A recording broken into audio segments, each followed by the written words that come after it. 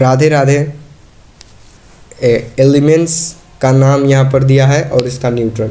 Neutron आप याद कर सकते हैं एक्सेप्शनल, बेरिलियम, नाइट्रोजन, आर्गन, इस तीनों का आप न्यूट्रॉन याद कर लीजिए।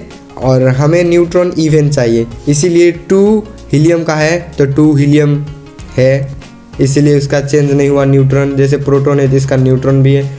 लिथियम का प्रोटॉन 3 है तो इसीलिए इसका 4 बनाना होगा, इवन चाहिए हमें। और बेरिलियम एक्सेप्शनल है, ये 4 है, इवन है, मगर इसे 1 प्लस किया है फिर ऑड बना दिया है, इसीलिए ये एक्सेप्शनल है, नहीं तो ये रूल सब में काम करेगा आपको। बोरॉन 5 पे है इसीलिए उसका 6 है। कार्बन 6 पे है इसीलिए उसका 6 ही है, क्योंकि ये इवन ऑलरेडी था प्रोटॉन, इसीलिए न्यूट्रॉन भी इवन है। और आगे बढ़ते हैं। Atomic mass. Atomic mass the total mass of one atom of one element और an element.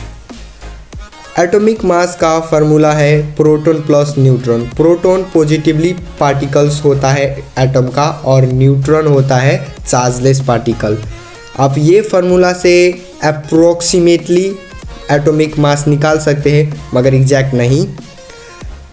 Its unit is atomic mass unit AMU। आप एटॉमिक मास को किस में धरेंगे? AMU में। मतलब जैसे आप कोई भी ऑब्जेक्ट को नापते हैं तो क्या लगाते हैं? kg, उसका यूनिट। इसीलिए एटम को नापते हैं एटॉमिक मास यूनिट में। फ्लोरीन का एटॉमिक मास निकालने के लिए हमें प्रोटॉन निकालने के लिए बहुत अच्छा तरीका है। वो कितना नंबर पर पड़ता है? वही होता है प्रोटॉन। फ्लोरीन कितना नंबर पर पड़ता है? 9 प्लस फ्लोरीन का न्यूट्रॉन कितना होगा? 10 कितना हो गया? 19। ये भी ऐसा ही यूज़ करके आप सोडियम का भी निकाल सकते हैं। सोडियम का प्रोटॉन कितना है? 11 प्लस इसका 12 न्यूट्रॉन कितना हुआ? 223। आप आगे के आप ही करिए, बहुत ईजी है। एग्जैक्ट नहीं हम पता कर सकते मगर अप्रोक्सीमेटली आप ये लिख सकते, ठीक होगा। और नीचे एलिमेंट्स है और उसका वैलेंसी निकालने के लिए आपको बहुत अच्छा तरीका बताता हूँ। जैसे हाइड्रोजन का 1 होता है, हीलियम का 2 होता है। क्योंकि ये 1 क्यों है? इसके आउटर लेयर में 1 है इसीलिए 1, इसका आउटर लेयर में 2 है इसीलिए 2। फिर कैसे होता है आउटर लेयर में? जैसे एक बार 2 होता है, 8 होता है, फिर 8 होता है, तब 18 होता है और 32। ऐसा ही ये इलेक्ट्रॉनिक कॉन्फ़िगरेशन आप देख रहे हैं 2,1। जैसे इसके लास्ट में 1 है, इसका वैलेंसी 1 हो गया। इसके लास्ट में 2 है, इसका वैलेंसी 2 हो गया। इसके लास्ट में 3 है, इसका वैलेंसी 3 हो गया। और नाइट्रोजन का 3 है मगर 5 है मगर 3 क्यों है? बताता हूँ आप सबको। एक इजी मेथड है। मैंने कहा था 2 के बाद 8 आएगा। अब लिथियम को एक देना अच्छा होगा कि एक लेना अच्छा होगा? एक देना अच्छा होगा, इसलिए उसका क्या हुआ? लिथियम का वैलेंसी 1। बेरिलियम में 2,2 है। इसको स्टेबल होने के लिए 6 चाहिए, वो 6 नहीं ले सकते। और इसे स्टेबल होने के लिए हम 2 दे सकते हैं, इसीलिए इसका वैलेंसी 2 हो गया। ब्रोन को आप स्टेबल करने के लिए 2,3 है, इसे 8 करने के लिए 5 जोड़ना होगा। तो 5 जोड़ने से अच्छा इसे स्टेबल करने के लिए हम 3 को दे देते हैं। तो 3 को दे दिया तो वही वो देते हैं जितना नंबर वही होता है वैलेंसी। जैसे कार्बन का वैलेंसी 4 है। तो 4 कैसे आया? क्योंकि इसका इलेक्ट्रॉनिक कॉन्फ़िगरेशन 2,4 है। इलेक्ट्रॉनिक कॉन्फ़िगरेशन ये बहुत ईजी है। जैसे 2 होता है, 8 होता है, 8 होता है, 18 होता है। तो ये कार्बन पड़ा है 6 नंबर में, मतलब प्रोटॉन व एटॉमिक नंबर कह सकते हैं। तो इसे पहले 2 कहा था, 8 कहा था, तो ये 2 हो गया और 6 है इसका, तो 4 बाकी रह गया, इसलिए 2 + 4 = 6 होता है। जैसे ही आप इसको स्टेबल करने के लिए कार्बन को 4 चाहिए। 4 देना अच्छा होगा कि लेना? 4 देना भी अच्छा होगा, लेना भी अच्छा होगा, इसीलिए 4 इसका वैलेंसी हो गया। नाइट्रोजन का वैलेंसी 3 है, 2,5 है।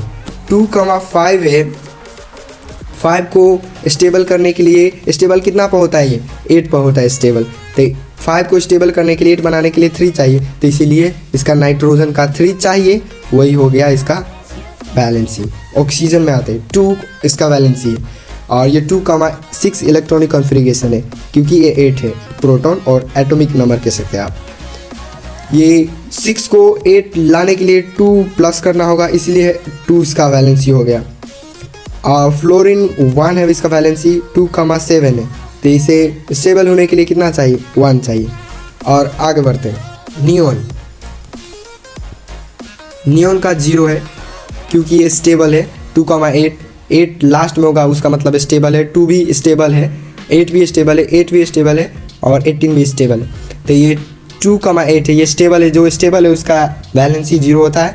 सोडियम 1 है क्योंकि 2,8,1 ये 11 पर पड़ता है, इसीलिए 2,8,1, तो इसका लास्ट में कितना है 1 है।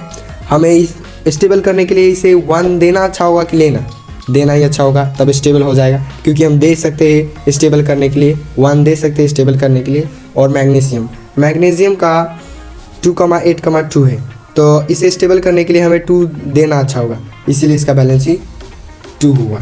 ऐसा ही करके सारा है। और आगे देखिए, फोस्फोरस का एटॉमिक मास कितना होगा आप लोग बताइए। देखिए यहाँ पर है फोस्फोरस का 16 न्यूट्रॉन, और ये कितना नंबर पर पड़ता है, देखिए 15 प्लस 16 कितना हुआ, 15 प्लस 16 इक्वल टू कितना हुआ 31 हुआ। 31 ऐसा ही नहीं लिखना है, हमें AMU लिखना है, ये भी सर ये नहीं, AMU लिखना है हमें। ये हो गया हमारा। आप हमें आशा है कि आप एटॉमिक मास निकाल सकते हैं, आप न्यूट्रॉन भी निकाल सकते हैं और वैलेंसी भी निकाल सकते हैं। सम ऑफ के लिए मैं एक बार और समराइज कर देता हूँ इसे। न्यूट्रॉन निकालने के लिए आपको इवन चाहिए, इसीलिए हीलियम 2 है इसका, तो इसे हमें कुछ नहीं करना पड़ेगा, उसका न्यूट्रॉन 2 हो गया। ये 3 है, इसे 4 करना, लिथियम का 3 है, इसलिए 4 करने के लिए मतलब इवन करने के लिए +1 करना पड़ेगा। बेरिलियम को आप याद कर लिए, एक्सेप्शनल है। नाइट्रोजन को, आर्गन को याद कर लीजिए और हाइड्रोजन को, ये चारों एक्सेप्शन याद कर लेंगे तो वो फार्मूला आपको नहीं रंग करवाएगा न्यूट्रॉन निकालने के लिए। न्यूट्रॉन आप सीख लिए तो एटॉमिक मास भी निकालना सीख लेंगे, एटॉमिक मास निकालना सीख लेंगे तो मॉलिक्यूलर वेट भी निकाल सकते हैं।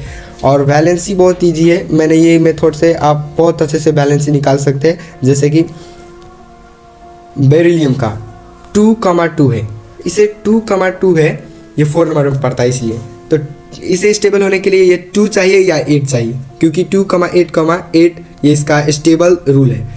तो इसे स्टेबल होने के लिए 6 प्लस करना होगा, तो बहुत बड़ा नंबर है। इससे अच्छा होगा इसे 2 दे दे, तो 2 दे दे तो वही होगा, लेने व देने से वैलेंसी होता है। तो और आउटर लेयर में, आउटर ऑर्बिट में भी होता है वैलेंसी। धन्यवाद।